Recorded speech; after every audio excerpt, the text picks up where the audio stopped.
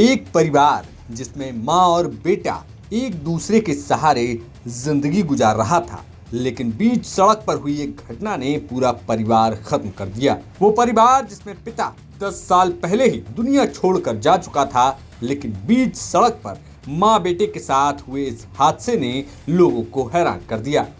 घटना भदोही के गोपीगंज थाना क्षेत्र की है।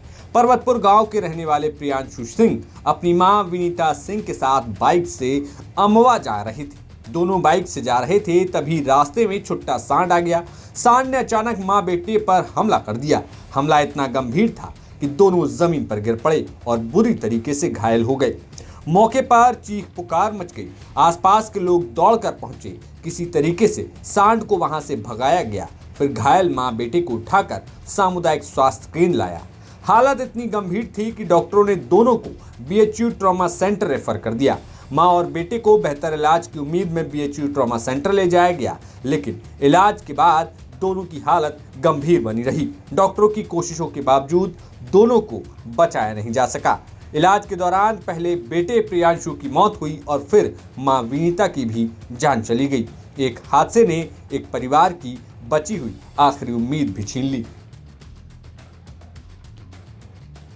दरअसल प्रियांशु के पिता करीब 10 साल पहले दुनिया छोड़कर जा चुके थे। पिता के जाने के बाद परिवार में मां और बेटे ही रह गए थे। मां ने बेटे को संभाला और बेटा मां का सहारा बना। पिता के जाने के बाद जो खालीपन आया था, उसे दोनों ने मिलकर भरने की कोशिश की। छोटी सी दुनिया थी और अब वो नहीं रही।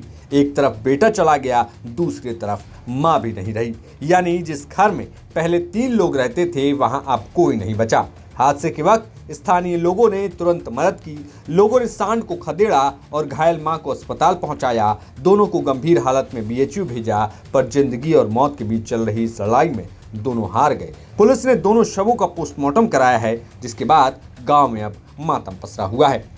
भदोही से महेश जायसवाल की रिपोर्ट, यूपी तक। पवन जी, एक बात होती है, क्या आपको कभी ऑफर नहीं आया बीजेपी की तरफ से? बहुत बार आया। आया। कैसा आया? आया। क्या ऑफर आया? आया, हमने बताया था राष्ट्रीय अध्यक्ष जी को। आया। किस तरह का ऑफर आया? मतलब सब आया, विधायक मंत्री सब आया। जानते हैं, ये भी घटना बता दें आपको। हम मेरे पिताजी, जैसे मैंने राजनीति शुरुआत की तो मेरे पिताजी कभी नहीं चाहते थे, लेकिन जब मैंने राजनीति में मैं प्रवेश कर गया, लखनऊ स्थित उपाध्यक्ष हो गया, तो ये भी बहुत महत्वपूर्ण घटना है। नेताजी का फैजाबाद आगमन था, तो मैंने कहा कि आपको मेरे घर चलना। कहे हाँ चलेंगे तुम्हारे घर। मैं जेल से छूट के आया था, वही मेरे ऊपर गैंगस्टर और सारे मुकदमे दर्ज हुए थे बहन जी की सरकार में। उसके बाद मैं छूट के आया था, तो मैंने कहा आपको मेरे घर चलना। कहे चलेंगे।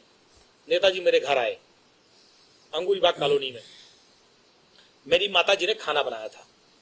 नेताजी ने, जो मेरी माता जी ने बनाया था, पूड़ी सब्जी, दही कचौड़ी, दही बड़ा जो था, सब खाया। नेताजी ने बैठ के पूरा आराम से सब खाया, और खाने के बाद कहा कि और कुछ बना है।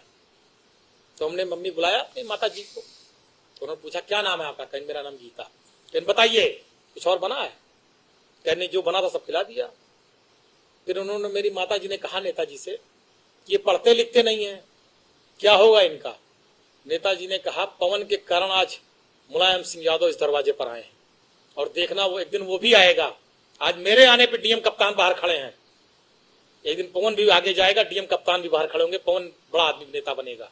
और मुझे नेताजी ने बनाया, उस स्थान पे पहुंचाया। ऐसे थे धरती पुत्र मुलायम सिंह यादव जी। तो उसी दिन से मेरी माता पिता, मेरे पूरा परिवार का एक लगाव है नेताजी के परिवार से। जब ये सब बातें आई कुछ लोगों ने कि भाजपा वाजपा ये सब, तो मेरे पिताजी ने तुरंत मुझको फोन किया, कहा जीवन में भूल न करना, जीवन में गलती न करना। ये चीजें मेरे पिताजी ने बहुत सख्ती से मुझसे बात कही थी। मैं बहुत ईमानदारी से आपसे कह रहा हूं।